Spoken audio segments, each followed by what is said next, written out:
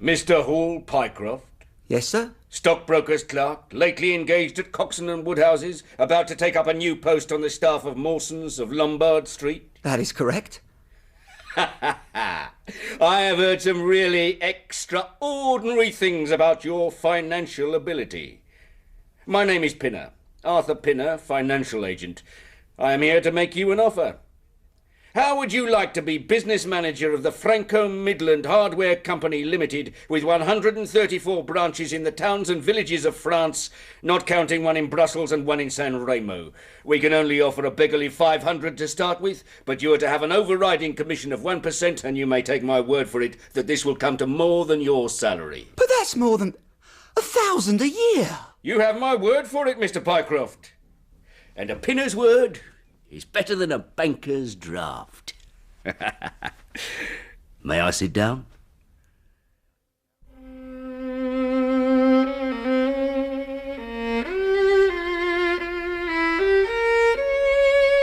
The Stockbroker's Clerk by Sir Arthur Conan Doyle. Dramatised for radio by Dennis Hawthorne. With Clive Merrison as Sherlock Holmes and Michael Williams as Dr. John Watson. And featuring Jonathan Taffler as Hall Pycroft, Sean Barrett as Mr. Pinner, with Nigel Carrington as Inspector Gabriel. The Stockbroker's Clerk.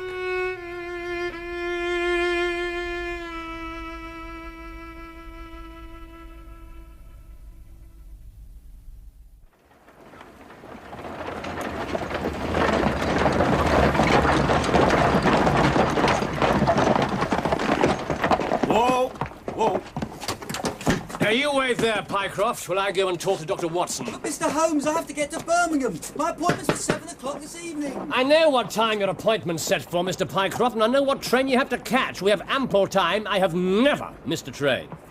Wait there, cabby. Right you are, Gov. I'm sorry, there's no surgery on a Saturday. I have not come to you as a patient, Watson, rather as a quondam colleague. May I come in? Of course, my dear fellow. It's been such a long time. Yes, 3 months to the day. The day of your wedding, in fact. Yeah. How is Mrs. Watson? Oh, she's well, very well. But unfortunately, she's away for the weekend, staying with friends in Surrey. Ah. Yeah, but do go through. You've been busy, I take it? Yes, I have. Do sit down. Thank you. To establish oneself in general practice does require constant application. But I thought this was already an established practice when you bought it. Oh, indeed it was. Old Dr. Farker, who sold it to me, had at one time a great many patients, but alas, by the time he retired, his list was very much depleted. Why, sir? Well, partly his age, of course, but unfortunately he suffered from an affliction. He had some vitis dance. Ah. The public goes on the principle that he who would heal others must himself be whole. They take a dim view of the curative powers of a doctor whose own case is beyond the reach of his drugs. The public looks only at the surface of life. I'm confident, however, that I can build things up. There'll be hard sledding. Your neighbour is a doctor, I think? Yes, he bought his practice as I did. Was that an old established one? Oh, same as mine, really. Both have been here ever since the houses were built. You got hold of the better of the two, then? Oh, I think I did. Yeah, but how do you know? By the front steps, my boy. Yours are worn 3 inches deeper than his. Ah, my dear fellow, how good it is to see you again. My wife will be sorry to have missed you. This is not a social call, Watson. Oh? We're somewhat pressed for time. Are we? I trust that the cares of medical practice have not entirely obliterated the interest which you used to take in our little deductive problems. Oh, on the contrary. Only last night I was looking over my old notes and classifying some of our past results. I trust that you don't consider your collection closed. Sure, not at all. I would very much like to have more of such experiences. Yes, today, for example. Yes, today, if you like. Yes, as far off as Birmingham. Certainly, if you wish it. And your practice. Oh, I look after my neighbours when he goes. He's always ready to work off the debt. Nothing could be better. I'll just write a note for him. I perceive that you've been unwell lately. Summer colds are always a little trying. I was confined to the house by a severe chill for 3 days last week. I thought, however, that I'd cast off every trace of it. So you have. You look remarkably robust. How then do you know about it? My dear fellow, you know my methods. You deduced it, then? Certainly. And from what? From your slippers. My slippers? How on earth could Then you. You could not have had them for more than a few weeks. The soles are slightly scorched. For a moment I thought that they might have got wet and been burned in the drying, but near the instep there's a small wafer of paper with the shopman's hieroglyphics upon it. Damp would, of course, have removed this. It follows, therefore, that you've been sitting with your feet outstretched to the fire, which a man would hardly do, even in so wet a June as this, if he were in his full health. Simplicity itself. I'm afraid that I rather give myself away when I explain. Results without explanations are much more impressive. Now finish your note to your neighbour and we'll be off to Birmingham. Certainly. What's the case? You shall hear it all in the train. My client is outside in a four-wheeler. We have time to spare, but not much. All right, cabby. Euston Station. Right up. In you get, Watson.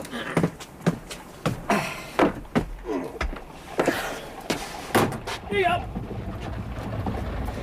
Now, let me introduce you. This, Watson, is my client, Mr. Hall Pycroft. Mr. Pycroft, my friend and colleague, Dr. Watson. Pleased to meet you, sir. How do you do? Mr. Pycroft has a tale to tell. Indeed I have, sir. It is too good a tale to be interrupted, so I suggest that you do not tell it until we're on board the train.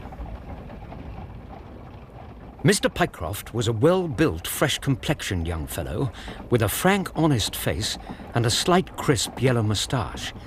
He wore a very shiny top hat and a neat suit of sober black, which made him look what he was, a smart young city man, of the class who have been labelled cockneys, but who give us our crack volunteer regiments and who turn out more fine athletes and sportsmen than any body of men in these islands. His round, ruddy face was naturally full of cheeriness, but the corners of his mouth were pulled down and gave evidence of distress. He was clearly nervous and worried.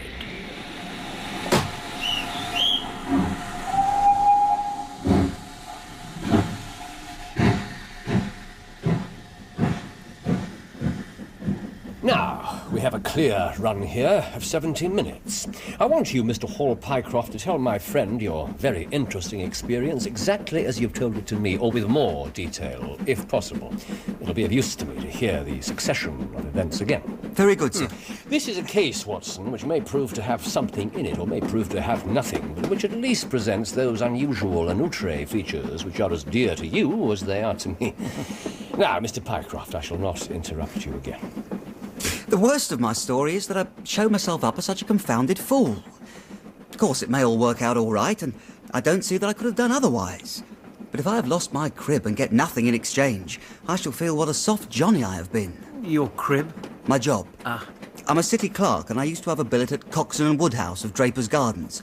But early in the spring, they came a nasty cropper through the Venezuelan loan. You've doubtless heard of that business. It was a huge crash. Indeed, yes. One of my patients was badly stung. Well, sir, it more or less wiped out the firm, and all we clerks were turned adrift. 27 of us. I've been with them for 5 years, and old Coxon gave me a ripping good testimonial when the end came. I tried here and tried there, but there were lots of other chaps on the same lay as myself, so it was a perfect frost for some time. How much were you paid at Coxon's? £3 a week. I had saved about 70 of them, but I soon worked my way through that and out at the other end. I was fairly floored at the last. Could hardly find the stamps to answer advertisements or envelopes to stick them to. My boots were worn out padding up and down office stairs, and I seemed just as far from getting a billet as ever. But you did not give up, you persevered. I did, yes. I saw there was a vacancy at Mawson & Williams, the great stockbroking firm in Lombard Street. I dare say EC is not much in your line, but I can tell you this is about the richest house in London. Indeed, I know it well. I've been of assistance to one of the directors in the past in a private capacity. The advertisement was to be answered by letter only. I sent in my testimonial and application, but without the least hope of getting it. Back came an answer by return saying that if I would appear next Monday, I might take over my new duties at once, provided that my appearance was satisfactory. Well done, Mr. Pycroft. Congratulations. A clear case of persistence rewarded. No one knows how these things are worked out, Doctor. Some people say the manager just plunges his hand into the heap and takes the first that comes. Anyway, it was my innings that time, and I don't ever wish to feel better pleased. The screw was £1 a week rise, and the duties just about the same as at Coxon's. And there was to be no preliminary interview. The job was offered sight unseen? That is correct. It is not unusual in my line of Yes, business. so far so good. But now, Watson, pay attention. That very evening, after I'd been promised the appointment, I was sitting up in my digs doing a smoke when up came my landlady with a card which had Arthur Pinner, financial agent, printed on it. Financial agent.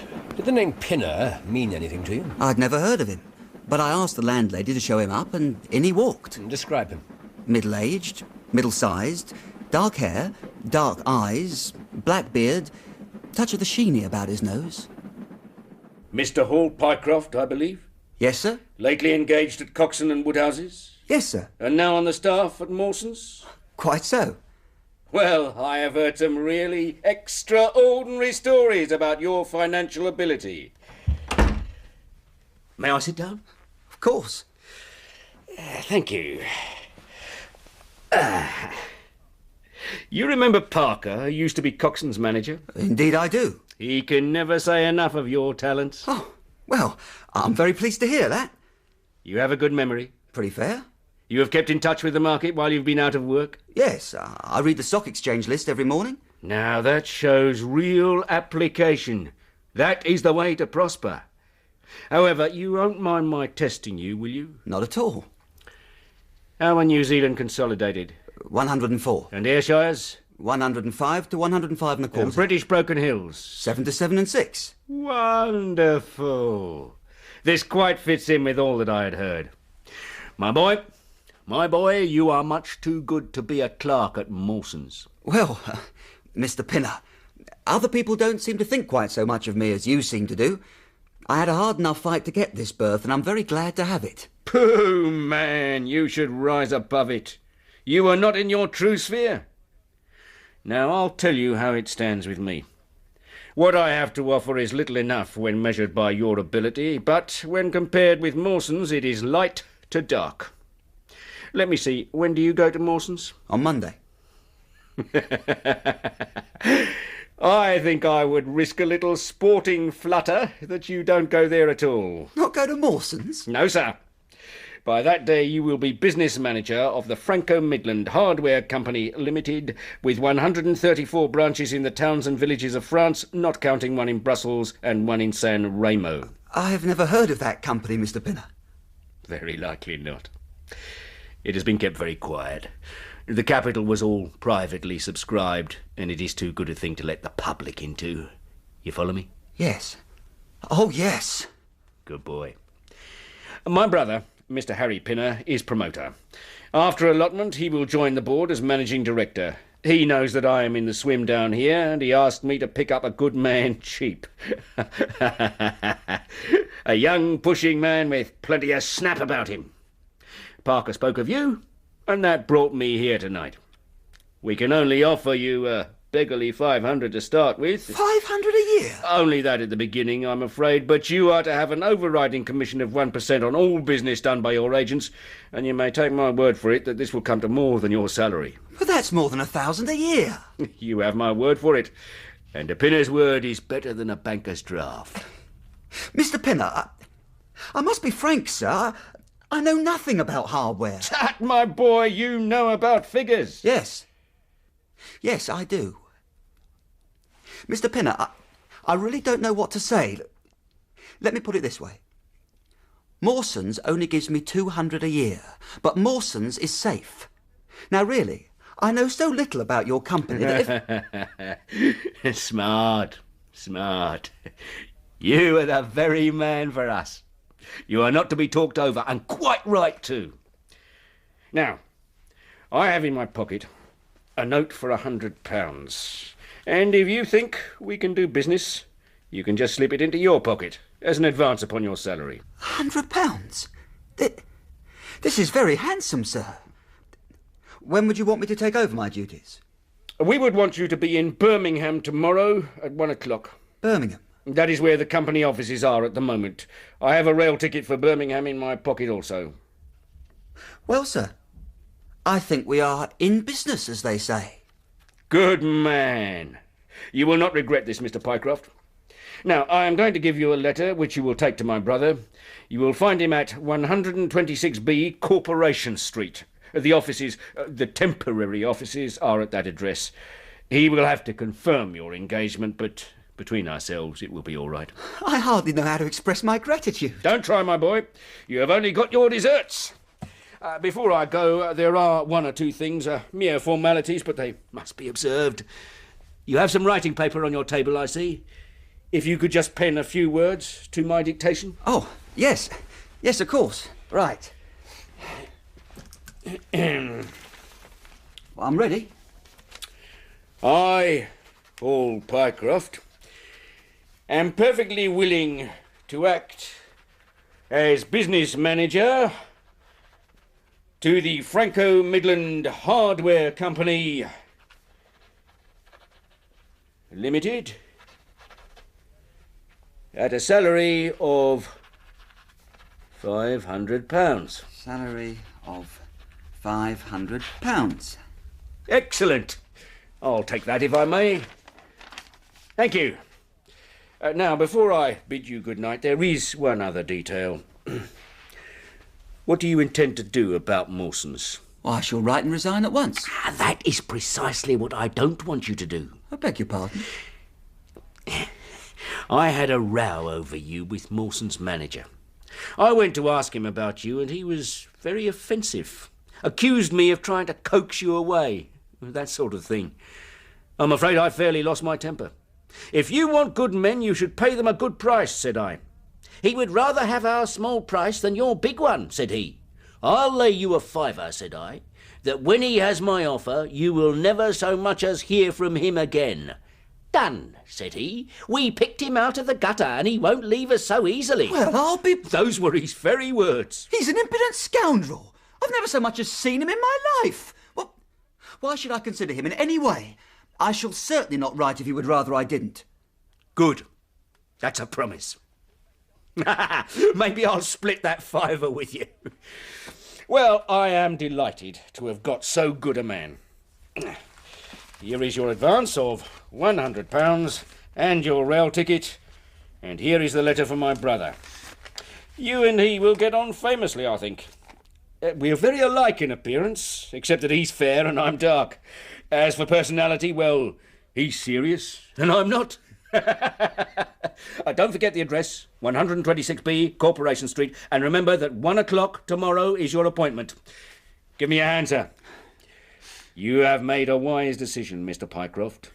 A momentous decision. I will see myself out, thank you. Good night. Good night. Well, it's clear to me that you've been enjoying what I believe is known as a lucky streak. Yes, indeed, Dr. Watson.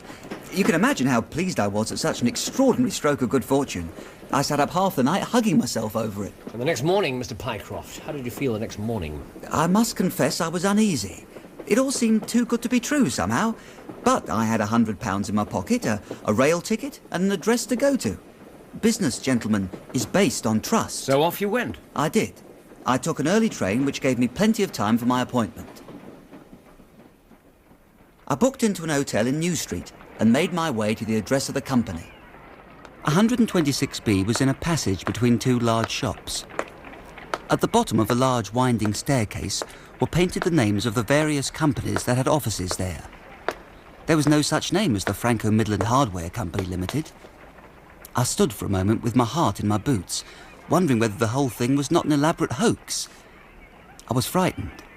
Are you Mr. Paul Pycroft? Oh, yes. Yes, I am. I was expecting you, but you are a trifle before your time. I am Mr. Harry Pinner. Pleased to meet you. I had a note from my brother this morning. He sings your praises very loudly. I was looking for the offices when you came. We have not got our name up as yet. We only secured these very temporary premises last week. Come up with me and we'll talk things over. He was indeed very much like his brother, though fair and clean-shaven, much the same tone of voice, but decidedly less hearty in his manner. We climbed to the top of the staircase, and there, right under the slates, were a couple of empty, uncarpeted, dusty little rooms. These were the offices. Come in, Mr. Pycroft. Ah, You are alarmed. Doubtless you expected a great office with shining desks and rows of clerks. The noise and bustle of a thriving commercial enterprise. well, Don't be disheartened. We are only at the beginning of our adventure. Rome was not built in a day.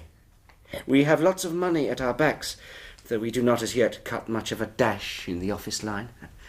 But a desk, 2 chairs and a ledger, all one needs to do business with. Pray sit down. Thank you. You have a letter for me from my brother? Yes. Here you are. Uh-huh. Yes, I see. You seem to have made a vast impression on Arthur, and I know him to be a pretty shrewd judge. He swears by London, of course, and I by Birmingham. But I shall follow his advice this time. You may consider yourself definitely engaged. Thank you. You have received an advance on your salary, I believe? Yes, thank you. A very generous one. This is a very large undertaking. Doubtless you would like to know what your function will be within the framework of the company. Oh, I would indeed. You will eventually manage the great depot in Paris, which will pour a flood of English crockery into the shops of 134 agents in France. You will, of course, receive a commission on the sales. Your brother did mention that. Good. The final details will be completed in a week. Meanwhile, you will remain in Birmingham and make yourself useful. In what way? This book is a directory of Paris. I want you to take it home with you and to mark off all the hardware sellers with their addresses. It will be of the greatest use for me to have them. Well, surely there are classified lists. Not sufficiently detailed for our requirements. Stick at it and let me have the lists by Monday at 12 noon. Good day, Mr. Pycroft. Oh, yes, sir. If you continue to show zeal and intelligence, you will find the company a good master. Until Monday. Until Monday. A strange introduction to your duties as manager. Copying out entries from a street directory. Maybe, Dr. Watson, though I can see some justification for it. Classified lists are often unreliable, but I was still uneasy. It was the look of the offices, the absence of the company name on the wall. These left a bad impression as to the position of my employers. But you applied yourself to the task. I did. Indeed, I did. I had their money, I was their employee. And you finished it by Monday? Oh, no. Nowhere near. I'd only got as far as H. I went round at 12 as arranged. Was there any improvement in the state of the offices? No, none at all. Mr. Pinner told me to come again on Wednesday, but it was still unfinished. So I hammered away at it until yesterday, Friday. Then I brought the full list round. These meetings with Mr. Harry Pinner, they were always at a fixed time. Yes, always at midday. Come on Wednesday at 12, come on Friday at 12. He was always waiting for you? Yes. You never had a key to the office? No. What happened when you finally brought the list to him? Well, Mr. Pycroft, you have finished your task? Yes, sir. Here you are. Thank you very much. I'm afraid I underestimated the difficulty of all this, but the information will be of very material assistance to me. It did take some time. Detail does take time, Mr. Pycroft, but detail is essential to success. Now I want you to make a similar list of the furniture shops. They sell crockery too. Furniture shops? Yes, and you can come here tomorrow evening at 7. Tell me how you're getting on. Tomorrow? Saturday? Let me take you into my confidence. Things are beginning to move. I shall be receiving a communication from my brother tomorrow in the afternoon. Then things will begin to happen, and I may need your assistance. In the meanwhile, I start on the furniture shops. Detail, Mr. Pycroft. Detail. But don't overwork yourself, my boy. Take the evening off. Go to Day's musical. Enjoy yourself. You can afford it now. Lovely girls, great entertainers. Charles Coburn. 2 lovely black eyes. Oh, what a surprise. Only for telling a man he was wrong. 2 lovely black eyes. First class stuff, Mr. Pycroft. Enjoy yourself. It's all beginning to happen, my boy. We can change the words, Mr. Pycroft, eh? What about this? 2 lovely bright eyes. Oh, what a surprise. Simply foretelling a man he was right. 2 lovely bright eyes. See yourself out.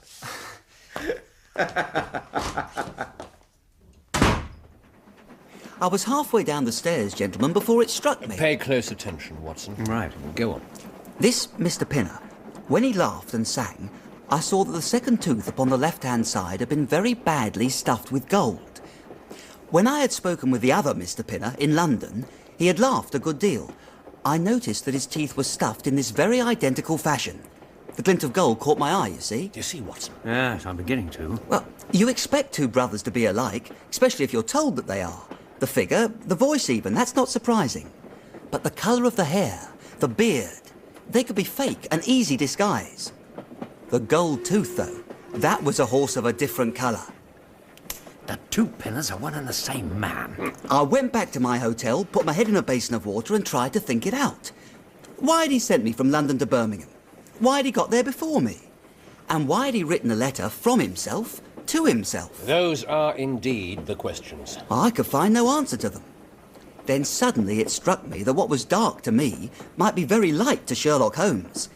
I had just time to get up to town by the night train and see you this morning. You did indeed. You will keep this appointment with Pinner. He will, and we shall accompany him. But how? Mr. Pycroft will present us as 2 friends of his who are in want of a billet. What more natural than that he should bring us to the attention of his managing director? And what are we supposed to be? I shall be an accountant. You a clerk. We have some time before we arrive. You, Mr. Pycroft, must compose yourself with a view to your appointment. I must think. And you, Watson, must get into your character, as they say in the theatre. Holmes began biting his nails and staring blankly out of the window. Between the 3 of us grew that air of tension and expectancy that always precedes the denouement of an inquiry. Presently we pulled into New Street Station exactly on time. How reliable is the London North Western? Being rather early for our assignation, we made our way slowly along Corporation Street, which, since it was a Saturday evening, was relatively quiet and uncrowded. It's no use being at all before our time. He only comes to see me, apparently.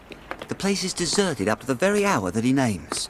I've tried calling there at other times. It's always locked. That is suggestive. There he is. Do you see? Walking ahead of us in the brown suit. Let us not get too close to him. We do not want to meet before he's in the office. We dropped back slightly, still keeping our quarry in sight. We saw him suddenly check and turn his head, looking across the street towards a newsboy who was bawling out the latest edition of the evening paper.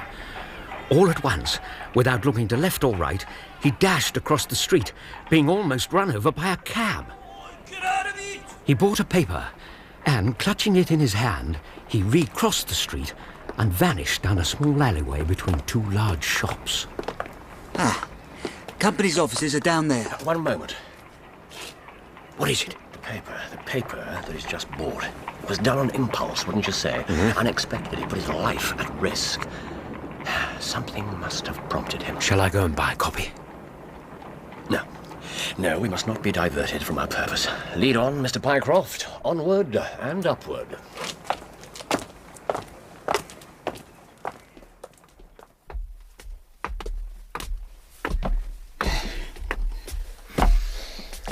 Here we are, then. Ready, gentlemen? Quite ready.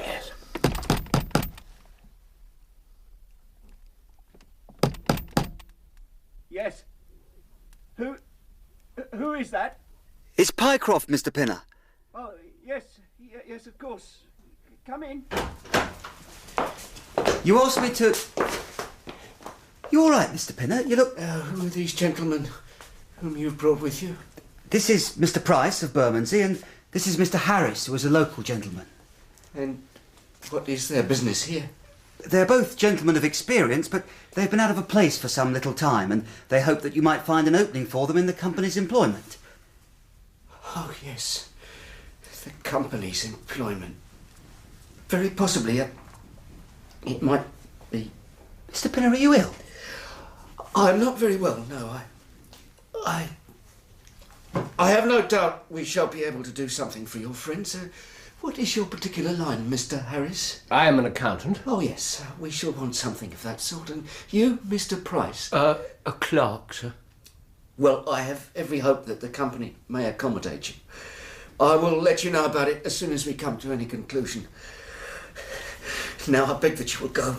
For God's sake, leave me to myself. I'm sorry you're unwell, Mr. Pinner, but may I remind you that I'm here by appointment to receive some instructions from you? Oh, certainly. Certainly, I have not forgotten. If you will excuse me, I must just go into the other room for a moment or two. You may wait here, and there is no reason why your friends should not wait with you. I will be entirely at your service in a few minutes, if I might trespass on your patience. Thank you.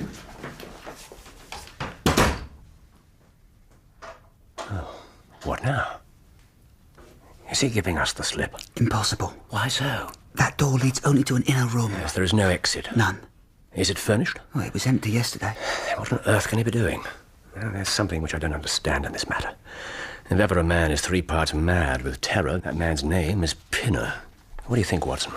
Medically speaking, I'd say he was on the edge of a breakdown. So what brought it on? He suspects that we are detectives. That's it. No, that is not it. He did not turn pale when he saw us. He was pale when we entered the room. Something happened before we came in. Something changed him.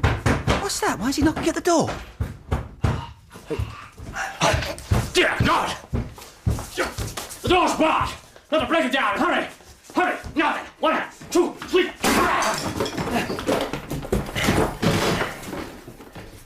Empty. There's no one in here. There's another door in the corner. That's only a cupboard. Let us see. Mr. Pinner. He's hanged himself. Here. I'll hold him up. Right. Take the weight. Now, you unhook him. That's it. Bring him across here and lay him on the floor. Cover. Is he dead? Not yet. He loosed his braces with the rope. The elastic is cut into his neck. I can't untie the knot. Here's my knife. Oh, good. There. And there. Oh. Now, let me see. Yes. He's still breathing. Yeah. Pulse is faint, but it's there. Open the window. Is there any water in here, Pycroft? There's a carafe in the other room. Bring it, will you? Why did he do it? Why? To hang oneself on impulse. He's very weak. Here you are, Doctor. Oh, good. Now, try and swallow some of this. That's it, that'll do. Now, lie back, lie still. Whew. A near thing. But he'll live. Now, give me your coat, Pycroft. I'll cover him up. Here you are. I suppose we ought to call the police in now. And yet I must confess I'd like to give them a complete case when they come. It's a blessed mystery to me.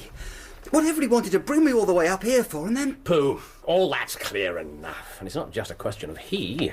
There are 2 of them. But it was established that the 2 Pinners were the one man. Yes, but not acting alone. I think that's fairly obvious, don't you?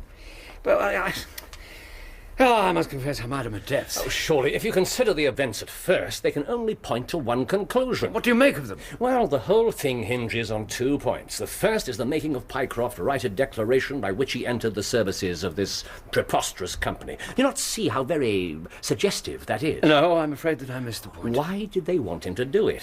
Not as a business matter. These arrangements are usually verbal, and there's no earthly reason why this should be an exception. I don't follow. Don't you see, my young friend, that they were anxious to obtain a specimen of your handwriting and had no other way of doing it? But why? Quite so. Why? When we answer that, we have made some progress with our little problem. Why? There can be only one adequate reason. Someone wanted to learn to imitate your writing and had to procure a specimen of it first. And now, if we pass on to the second point, we find that each throws a light upon the other. That point is the request made by Pinner that you should not resign your place, but should leave the manager of Mawson's in full expectation that a Mr. Hall Pycroft, whom we'd never seen, was about to enter the office on Monday morning. My God! What a blind beetle I have been! Now you see the point about the handwriting. Suppose that someone turned up in your place who writes a completely different hand from that in which you'd applied for the vacancy. Of course, the game would have been up. But in the interval, someone learned to imitate you, and his position was therefore secure. I presume that nobody in that office had set eyes upon you. No, I know no one who works at Mawson's. Very good. Of course, it was of the utmost importance to prevent you from thinking better of it, and also to prevent you from coming into contact with anyone who might tell you that your double was at work in your place. So I was packed off to Birmingham. Precisely. That's why you were given that handsome advance, and why, once you were here, enough work was found for you to do to prevent your going to London, where you might have burst their little game up. And that is why there has to be two of them. Well, yes, I see that, but why should this man pretend to be his own brother? That also is perfectly clear. One man is to impersonate you at the office, but having hooked you, they needed someone to keep you up here. This man elected to play two roles rather than admit a third person to the plot. Yes, I see now. He was taking a great risk, was he not? All crime involves great risk, Watson. He changed his appearance and manner as far as he could. The first Mr. Pinner who came to see you... Mr. Arthur. Mr. Arthur, dark hair and a black beard. He would not risk disguise. For that meeting, he would be close to you in a well-lit room. But here, in these dingy, ill-lit offices, he could take the chance. The beard shaved off and a fair wig added on. Permit me, Mr. Pinner? No, don't. There, gentlemen. The true face of Mr. Harry Pinner. Well, it fooled me. I had no suspicions in the matter until he sang and laughed. And you saw the gold filling. Good Lord! While I've been fooled in this way, what has the other Hall Pycroft been doing at Mawson's? Well, what should we do, Mr. Holmes? We must wire to Mawson's. They shut at 12 on Saturdays. There may be some doorkeeper or attendant. Yes! They keep a permanent guard there on account of the value of the securities they hold. I remember hearing it talked of in the city. Very good. We shall wire to him and see if all is well and if a clerk of your name is working there. That is clear enough. And what is not clear is why, at the sight of us, this man should instantly walk out of the room and hang himself. The paper. What? That paper. It's in the paper. Oh, of course. Oh, idiot that I was. I thought at the time. To be sure, the secret lies there. Where is it? In the next room. I'll get it. Sherlock Holmes. I did not recognise you. But then my mind was elsewhere. Here we are. It's in the stop press. Crime in the city, murder at Mawson and Williams. Gigantic attempted robbery. Capture of the criminal. Oh, that's all. No, there's no report. Murder. It's time for the police. Mr. Pycroft, if you'd have the kindness to step out and fetch them. The doctor and I will remain on guard. Yes, Mr. Holmes. Right away. On guard, Mr. Holmes. Do you really think I'd try to escape? No. Even if I had the strength, I haven't got the will. It's broken, gentlemen. It's broken.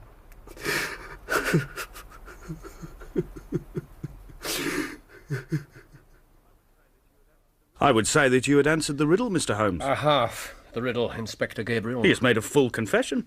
The case is closed. You gave us the key, and then it was simplicity itself. There were two villains involved, and there were two brothers. Good heavens. But I thought that... The Beddington brothers. You have heard of them, I expect? Of course, Ned and Jethro Beddington. One a forger and cracksman. And one a confidence trickster. The perfect combination. But we needed the key.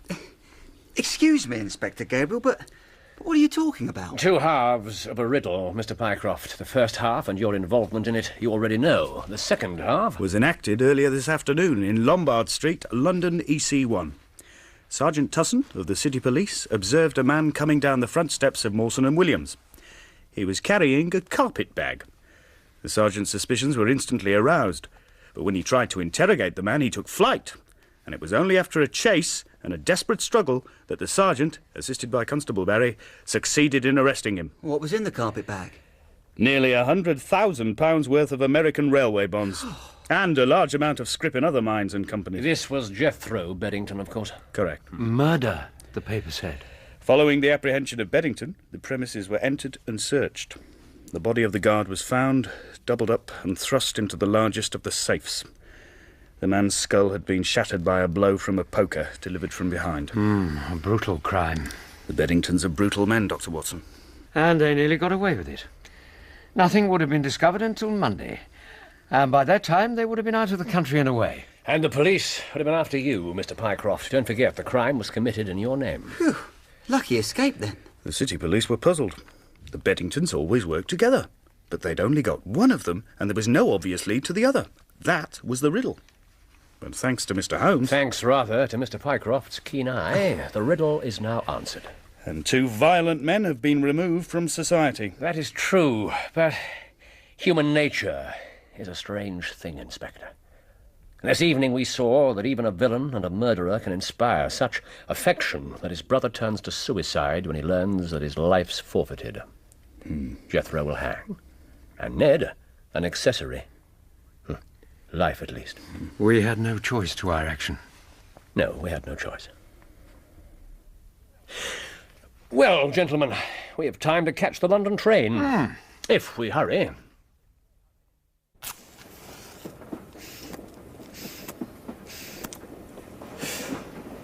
There are times when the first pipe of the morning's the most welcome, but at other times it's the pipe at the end of a successful day that gives most pleasure. Pipe of contentment. Mr. Pycroft's in abstract mood. Well, gentlemen, I won't deny but that it has been a thrilling and once-in-a-lifetime experience, but I must now look to the future, which, in my case, is somewhat bleak. Oh, dear. Do you think so? I'm not so sure of that. Let us look at the facts. Firstly, I take it that you still have most of the £100 advance. Oh, yes. What shall I do about that? Well, I very much doubt if the Beddingtons will ask for it back. I should keep it if I were you. Secondly, come Monday morning, Mawson's will be a clerk short. I suggest you station yourself outside the front door before they open, and as soon as they do, seek out the manager and tell him your story. Well, yes, but to fall for a trick like that, it's hardly a recommendation. Oh, my belief is that the manager will have enough wit to realise that a man who's been tricked once is unlikely to be tricked again. Quite so, I agree with that. As for recommendations, I mentioned earlier today that I'm acquainted with one of the directors of Mawson's.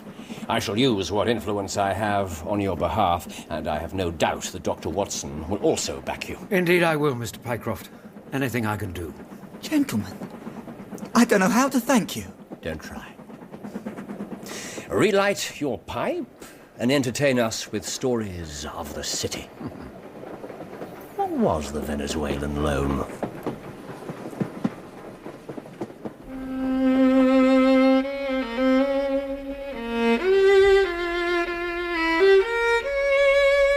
In The Stockbroker's Clerk, Sherlock Holmes was played by Clive Merrison and Dr. Watson by Michael Williams, with Jonathan Taffler as Hall Pycroft, Sean Barrett as Mr. Pinner, and Nigel Carrington as Inspector Gabriel. The violinist was Leonard Friedman. The Stockbroker's Clerk was dramatised for radio by Dennis Hawthorne and directed by Enyd Williams.